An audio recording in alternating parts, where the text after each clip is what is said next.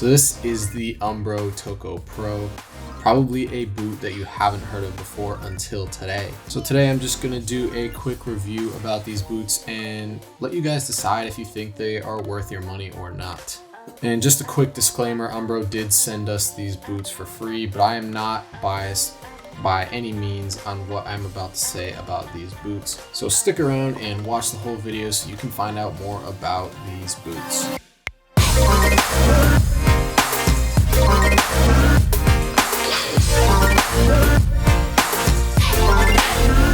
So here is a little bit about the performance and specs of these boots. So as you can see, this boot is made of a leather upper and synthetic upper combination.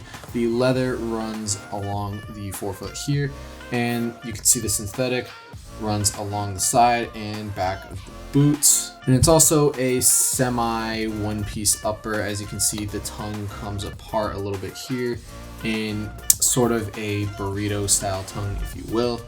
The quality of the leather here is not great compared to other boots. It's not terrible by any means, but it's a little bit stiffer than I would like. And it's just not a very high quality leather upper like you may see on a pair of Mizuno boots or on the Nike Tiempo Legend, for instance. So there's a touch pad on the inside here that I assume is for passing, and I can't complain about this. I actually quite like the extra padding when I'm passing the ball. I'm also quite surprised with how nicely I was able to strike the ball on these. It seemed like every time I struck the ball, it was clean, and I wasn't expecting that based on the boot's sort of clunky appearance. Moving on to the sole plate here, it appears to be some sort of cheap plastic. However, it is a lot stiffer than I thought it would be. You get a lot of that bite back and responsiveness that you find in other high-end boots. So it doesn't act as cheap as it looks, if that makes any sense.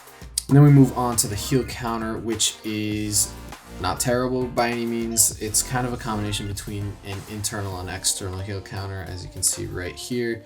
Decently stiff, but not too stiff to the point where it's uncomfortable. And then you got a little bit of soft padding on the inside, which seems like a suede material to kind of hold your foot in place. Lockdown was another thing that kind of surprised me. It was surprisingly good. I was assuming that since these boots were quite clunky, I was going to slip around in them. That was not the case. However, the studs on the sole plate are quite short. So even when I was on a turf surface, I did kind of slip and fall a couple times, which is a little bit alarming because this is an FG stud pattern. So if I were to take this on grass, I could only imagine how much I'd be slipping with these small studs. The touch on the ball that you get with these boots is decent. It's surprisingly decent actually, but it's nowhere near as good as some stuff that you'll get from other bigger brands like Nike or Adidas. Another little side note, as you go to the inside of these boots, the insole is not removable, which is something I don't really like about these boots. I do prefer to have a removable insole with my soccer cleats, so yeah, a little downside for me.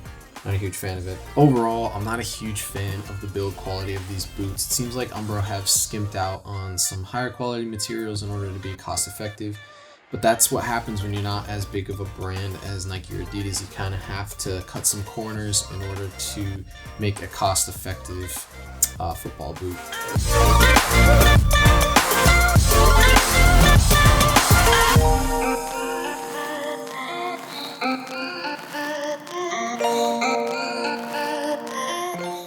So now on to comfort of these boots. Now comfort is my most important category when I'm picking a pair of soccer cleats. And the comfort of these boots is best described as meh. They're not great, they're not terrible, they're just meh. The stiff upper throws me off quite a bit when I'm wearing these, but surprisingly I didn't get as many foot cramps as I do when I test out boots from other brands.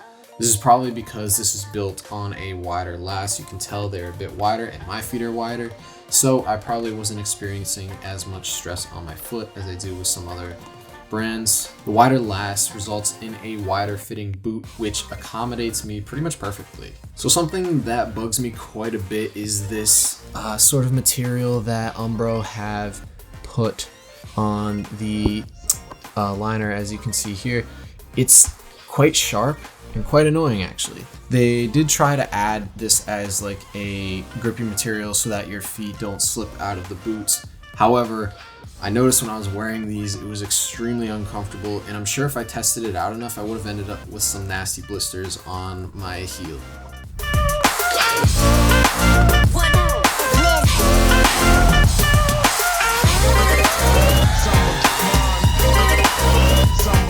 Looks wise, this boot also falls a little bit short.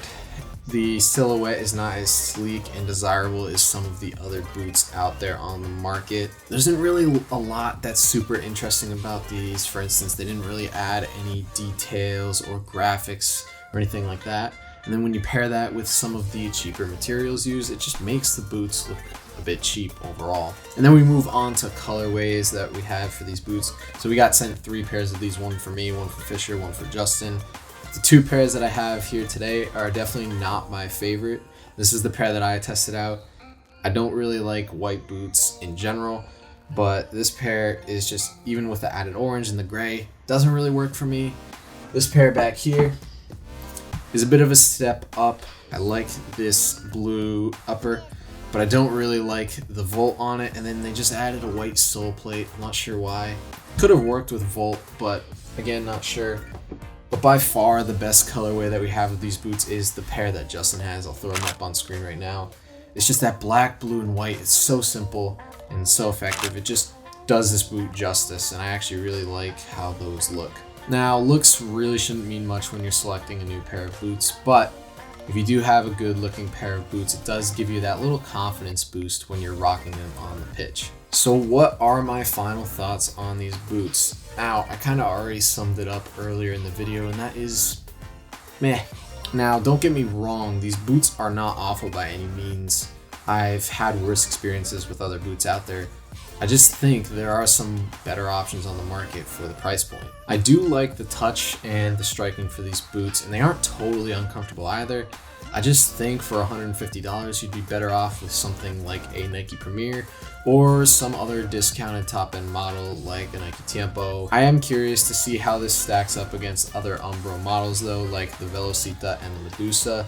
I know recently in Burlington's, we've been seeing a lot of Umbro cleats popping up. One of those has been the Umbro Medusa. I'm not sure if it's this generation or last generation, but if you're looking to pick them up at a lower discounted price, definitely head to a Burlington near you if you're in the United States. But I do want to hear what you guys think about these boots, so make sure you leave your opinions down in the comment section below. Give this video a like if you do like watching our boot reviews, and subscribe for more soccer content here on YouTube. Also follow us on TikTok and Instagram for some more content over there. And with that all said and done, my name is Sam, and I'll see you guys in the next video. Peace.